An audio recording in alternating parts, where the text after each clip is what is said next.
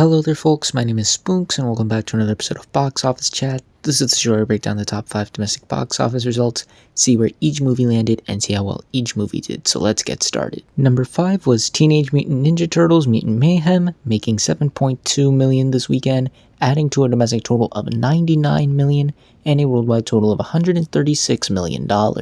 So this pretty much puts the film on the cusp of $100 million domestically, which would make it the 4th animated film this year to surpass this milestone, which is great for the animation medium. Once again, audiences are becoming more adjusted to seeing these movies in theaters, which is great. It is also $4 million away from the doubling point worldwide of its $70 million budget, which is also great. The fact that it's finally getting to this milestone is at least something, although it does make me a little disappointed to see it just now surpassing this milestone, as I did think this movie would perform a bit better given the solid response from both critics and audiences. It just didn't seem to gel as well as I thought it would, especially internationally. International audiences just aren't rushing out to see this movie, really. So it was very interesting to see this movie turn out the way it did. It's not doing terrible. Again, it's about to double its budget, and again, it's another win for animation. But I don't know. I thought it would do a bit better than it actually has been, especially compared to like all the other big animated films, Mario, Spider-Verse, and especially Elemental, which had these great legs and were able to surpass these milestones much earlier than this movie. But still, this is still a very solid total given everything. Even though this is probably the last time we will see it in the top 5, it'll still, at the end of the day, surpass these milestones, and it leaves the top 5 as a pretty big hit nonetheless. Number 4 was Oppenheimer, making $8.2 million this weekend, adding to a domestic total of $299 million and a worldwide total of $777 million. So this was actually a much tighter race than I was expecting between Ninja Turtles and Oppenheimer. There's about $1 million difference between the two. And like Ninja Turtles, it's interesting that I have to make so many comparisons between these two movies in this video. It is pretty much on the cusp of surpassing the $300 million milestone. Domestically, it's sure to surpass that. And worldwide, it is a little over $20 million from surpassing $800 million worldwide, which I think this movie will be able to do so. It has just been killing it for the past couple weeks, and once again shows how this movie was able to stand out from the crowd, just unlike anything we've ever seen. Really, the fact that this movie has been doing so well shows the power of Christopher Nolan, how it's resonated with audiences, and it continues to just be this juggernaut that I don't think even the people who had the highest expectations were expecting this movie to do well. All around, another solid weekend for Oppenheimer. Not much more else to say here except, another job well done. Number 3 was Blue Beetle, making $12 million this weekend, adding to a domestic total of $45 million and a worldwide total of $81 million. So out of all the movies in the top 5, I think National Cinema Day may have given this movie the biggest bump out of all of them. Don't get me wrong, this still had the biggest drop off out of any of the movies in the top 5 with a 51% drop off, but given the projections prior to National Cinema Day, when it was projected to drop at least 60%, this is a saving grace if I have ever seen one. It received a major bump from the $4 tickets. Audiences went to go and see this movie, and it helped it out a little bit. It's just $5 million away from surpassing $50 million domestically, $20 million away from surpassing $100 million worldwide, which, given the budget of $104 million, is a pretty good sign. And it is now just like a little over $10 million from surpassing Shazam! Fury of the Gods' entire domestic run, which, no matter how you feel about this movie, we can all agree that is the best case scenario possible. At least it's not doing as bad as that movie. But this movie still isn't really exploding like I think they were hoping for. I really think that they were hoping for like this major surge in audience approval. Maybe the audience that went to see it on National Cinema Day will give this movie the boost it needs. Maybe it'll start picking up the slack a bit.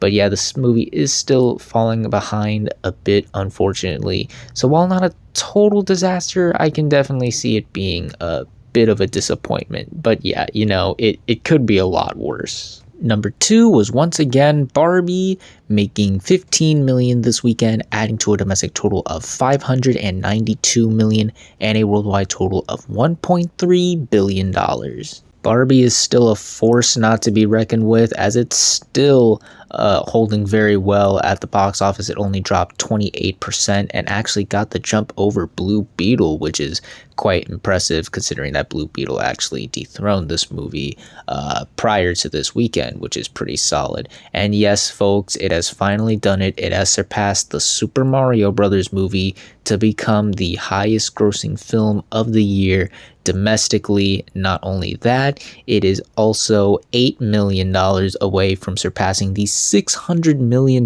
milestone domestically, which is definitely going to happen by the end of this week. And I think it's safe to say it will be the only film this year to surpass that milestone. In regards to worldwide, it is only $200,000 behind the Super Mario Brothers movie's entire worldwide gross, and I think it's safe to say that it will surpass that total by the end of this week. It has also surpassed a couple more milestones. It is Warner Brothers' highest grossing film ever, both domestically and worldwide. It surpassed The Dark Knight and Harry Potter and the Deathly Hallows.